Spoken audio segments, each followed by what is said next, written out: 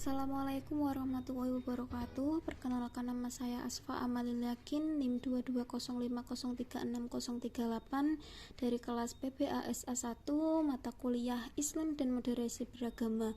Di sini saya akan menjelaskan tentang kontraradikalisasi agama dan keberagamaan di era disrupsi dan postur.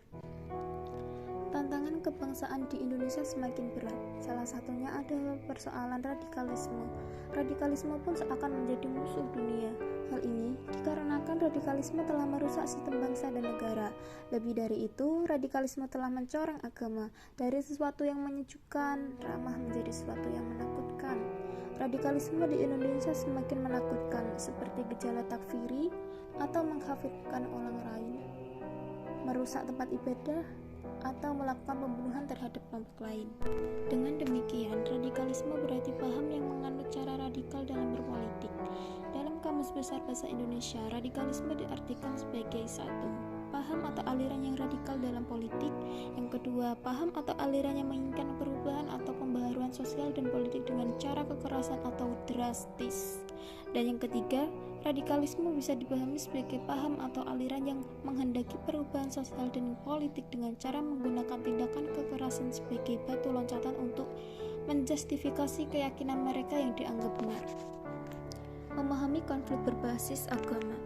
Agama berfungsi untuk mengatur keseluruhan kehidupan umat manusia agar teratur dan benar dalam menjalani kehidupan.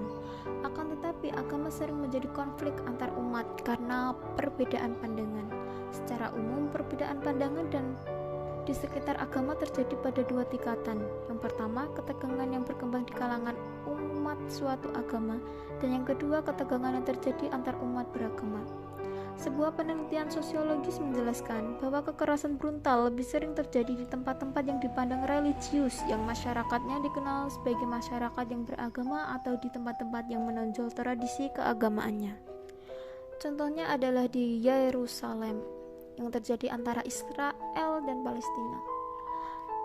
Kota ini selalu melakukan konflik agama hampir setiap hari dan sudah menelan korban yang tidak sedikit jumlahnya.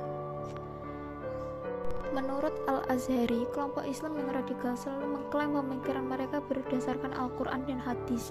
Akan tetapi sebenarnya mereka tidak menggunakan metode berpikir yang benar dan produk pemikiran mereka bertentangan dengan realita yang ada. Atas dasar pemikiran seperti ini, perlu diambil sikap sebagai bentuk tanggung jawab terhadap eksistensi Islam yang rahmatan lil alamin.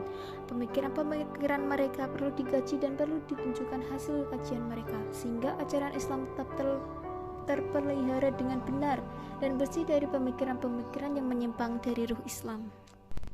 Pada masa ini mulai muncul persoalan tahkim atau hakimiyah, yaitu suatu paham yang menghakimi orang atau kelompok lain sebagai kafir atau takfiri dengan mendasarkan pada firman Allah dalam Al-Quran surat Al-Ma'idah ayat 44 yang artinya, barang siapa yang tidak berhukum dengan hukum yang diturunkan oleh Allah, maka mereka adalah orang-orang kafir.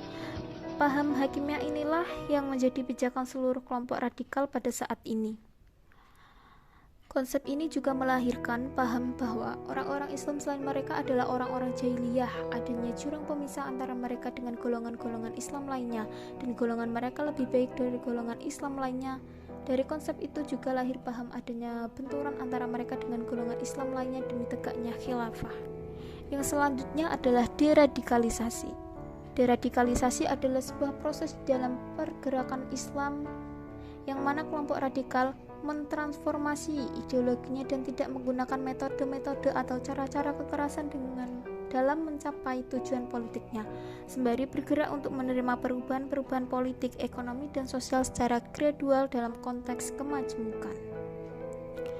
Konsep deradikalisasi. Kemungkinan individu untuk melakukan transformasi paham radikal menjadi moderat sangat bergantung pada tingkat komitmen mereka pada organisasinya.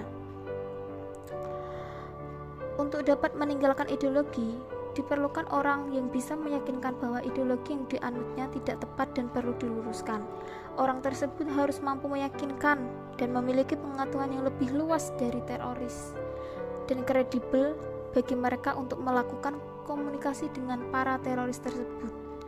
Dialog keagamaan juga dapat digunakan sebagai metode untuk merehabilitasi ideologi mereka. Untuk itu, para pegiat deradikalisasi harus memiliki kemampuan untuk menjelaskan ideologi tersebut dari berbagai tinjauan pengetahuan dan dimensi. Cukup sekian yang dapat saya sampaikan. Wassalamualaikum warahmatullahi wabarakatuh.